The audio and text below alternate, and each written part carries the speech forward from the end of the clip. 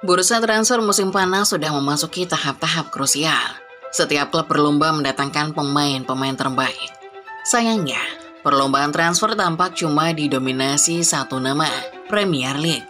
Kompetisi kasta tertinggi Inggris seolah mengkapitalisasi bursa dengan angka perputaran uang paling tinggi.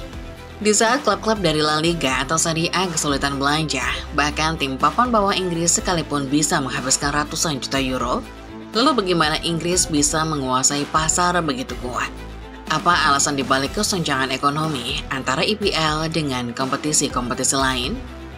Starting 11 Moment kali ini akan mengupas bagaimana IPL sukses merajai pasar transfer dan mengkapitalisasi bursa. Simak selengkapnya.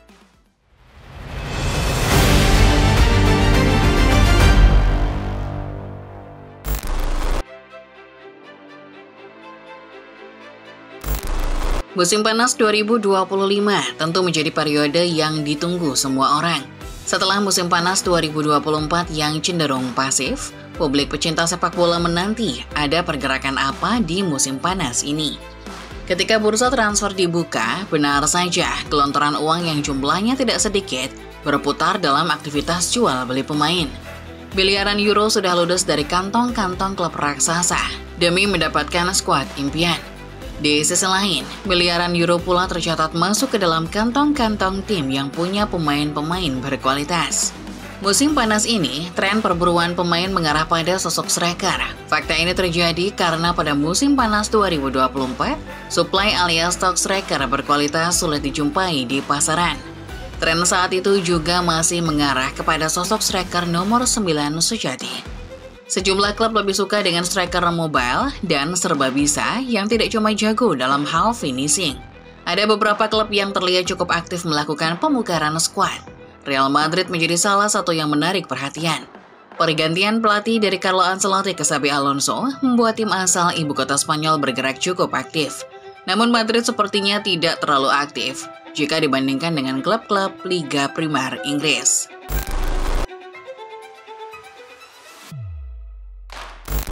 Liga Inggris selalu menjadi kiblatnya sepak bola dunia. Suka atau tidak suka, kompetisi yang satu ini memang selalu dominan di segala aspek. Tidak terkecuali soal transfer. Entah dalam hal menjual atau membeli, Inggris selalu berhasil menguasai pasar transfer sepak bola. Kita melihat setahun yang lalu, klub-klub Premier League ramai-ramai berhemat. Manchester City memilih cuma mendatangkan satu pemain. Liverpool juga demikian, pengeluaran dana tim ini tidak sampai 50 juta euro di musim panas tahun lalu. Tapi itu cerita musim lalu. Di musim panas 2025, ceritanya lain. City yang mengalami periode kemunduran, memutuskan belanja banyak amunisi anyar demi memperbaiki skuad Liverpool. Sementara itu, langsung jor-joran demi mempertahankan titel juara. Padahal selama ini, The Reds dikenal dengan pendekatan transfer yang hati-hati. Tak mau kalah dari dua raksasa tadi, anggota tradisional Big Six lainnya juga bergerak sangat aktif di bursa musim panas ini. Chelsea merekrut setidaknya 8 pemain, Arsenal memboyong total 6 rekrutan baru, Spurs sama-sama memboyong 5 rekrutan anyar, ditambah pemain pinjaman Joao Palhinha, Man United tak mau kalah. Setidaknya 4 rekrutan sudah mereka datangkan demi bisa tampil kompetitif lagi di musim 2025-26. Rekrutan-rekrutan baru para raksasa IPL ini juga bukan pemain-pemain sembarangan. Di Liverpool, mendarat Hugo Ekitike, Milos Kerkez, Florian Wirtz, dan Jeremy Frimpong. Di City, ada Tijani Reinders, Ryan Aït-Nouri, dan Ryan Cherki. Sementara di Man United, ada Bryan Mbeumo, Benjamin Sesko, serta Matheus Cunha.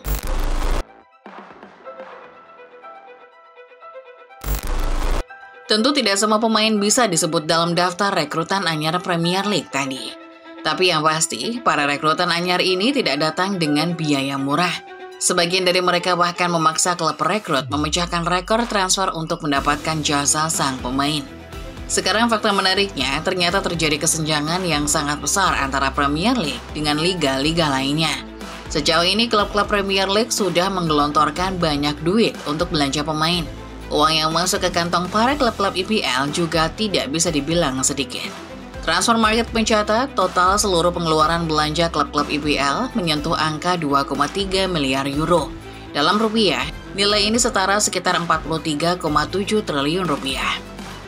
Sementara itu, angka pemasukan transfer klub-klub IPL berada di kisaran 1,27 miliar euro. Dalam rupiah, angka ini setara dengan sekitar 24,05 triliun rupiah. Sekarang kita bandingkan dengan La Liga. Kompetisi kasta tertinggi Spanyol ini cuma menggelontorkan 516 juta euro atau sekitar 9,77 triliun rupiah. Angka pemasukannya baru menyentuh 466 juta euro atau sekitar 8,82 triliun rupiah. Jika dibandingkan dengan IPL, angka ini bahkan tidak ada separuhnya. Serie A punya angka jual beli yang lebih tinggi. Kasta tertinggi sepak bola Italia ini mencatat pengeluaran sebesar 833 juta euro atau sekitar 15,78 triliun rupiah. Sementara untuk angka pemasukannya, Serie A mengantongi 854 juta euro atau sekitar 16,17 triliun rupiah. Meski begitu, tetap saja angkanya masih belum menyentuh separuh angka transfer Premier League. Persebaran nominal transfer IPL juga terbilang merata. Dari tabel klub dengan pengeluaran terbanyak, kita bisa melihat setidaknya ada 8 tim yang sudah menggelontorkan dana di atas 100 juta euro. Sementara di La Liga, hanya Atletico dan Real Madrid yang sudah mengeluarkan 100 juta euro lebih. Sementara di Serie A, hanya Como dan Juventus yang sudah mengeluarkan mahar setara.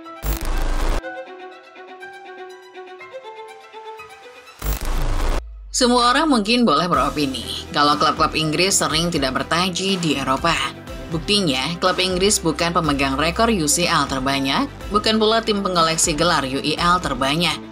Sayangnya, bagus tidaknya satu kompetisi tidak dinilai dari trofi, melainkan dari level kompetitif dan persaingan yang ada di dalamnya. Mengutip dari ESPN dan The Athletic, dapat disimpulkan bahwa kapitalisme IPL di pasar transfer sebetulnya dipengaruhi dua faktor. Pertama, dari segi pemasukan, IPL memang punya kantong yang lebih tebal.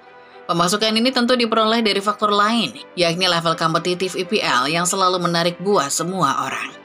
Mengacu data The Athletic, Premier League tercatat mengantongi pemasukan 4,53 miliar euro dari hak siar.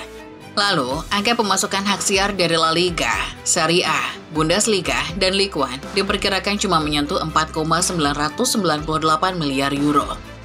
Bayangkan, nilai pemasukan IPL sendiri sudah menyentuh sekitar 91% nilai total pemasukan hak siar dari gabungan 4 liga sekaligus. Pemain-pemain dari La Liga rata-rata mengalami penurunan performa sebesar 5%, sementara pemain-pemain dari Serie A dan Ligue 1 berturut-turut turun di angka 12 dan 10%. Bundesliga mencatat penurunan performa paling tinggi, yakni di angka 17%. Suka tidak suka, IPL tetap menjadi destinasi ideal buat para pesepak bola. Sehingga tak heran jika musim panas ini kita banyak melihat transfer pemain menuju klub-klub IPL dibandingkan menuju klub-klub kompetisi lain.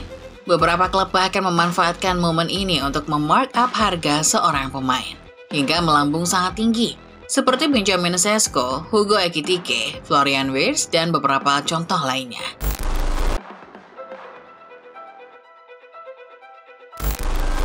Kita sudah melihat betapa besarnya gap atau margin antara Premier League dengan kompetisi lain. Di sini, kita tidak cuma bicara kesenjangan ekonomi, tetapi juga kesenjangan kualitas. Ibaratnya, kalau klub kita bermain di liga-liga macam Bundesliga, Serie A, atau La Liga, kita cuma perlu meruntuhkan dominasi setidaknya 4 klub di IPL lain cerita. Tidak ada yang pasti di IPL. Klub papan bawah bisa tiba-tiba menggilas papan atas. Perebutan tata juara juga kadang tidak terduga, seperti yang terjadi pada Liverpool musim lalu. Lalu, satu pertanyaan pasti muncul dalam benak kita, bagaimana caranya liga-liga lain mengejar IPL? Jawabannya sederhana, dengan melakukan pembenahan dan mungkin manajemen liga. Bicara soal kualitas, IPL bisa menjadi kompetisi yang seperti sekarang, karena di dalamnya ada banyak kultur sepak bola yang melebur jadi satu. Transfer market mencatat 70% lebih pemain IPL adalah pemain asing. Percampuran budaya yang berbeda inilah yang membuat IPL kadang tidak bisa ditebak, penuh kejutan, dan punya sisi lebih menarik. IPL juga sudah mengambil langkah maju dalam hal promosi. Mereka tahu fanbase klub-klub mereka besar, karenanya IPL gencar melakukan promosi, tur seperti Premier League, Summer Series, dan menghadirkan inovasi-inovasi termasuk Fantasy Premier League yang kini diikuti oleh banyak kompetisi lain. Manajemen juga memastikan tidak ada klub yang terlalu dominan dari segi finansial di IPL dengan terus mengawasi secara ketat lewat aturan PSR. Jadi itulah dia pembahasan mengenai bagaimana IPL menguasai bursa musim panas tahun ini. Bagaimana menurut kalian football lovers? Setuju dengan video ini? Tulis opini dan analisis kalian soal fenomena ini di kolom komentar. Terima kasih sudah menonton sampai tuntas. Jangan lupa like dan share video ini kalau kalian suka. Jangan lupa tekan subscribe dan nyalakan notifikasinya supaya kalian gak ketinggalan setiap update terbaru dunia sepak bola dari Starting 11 Moment. Sampai jumpa.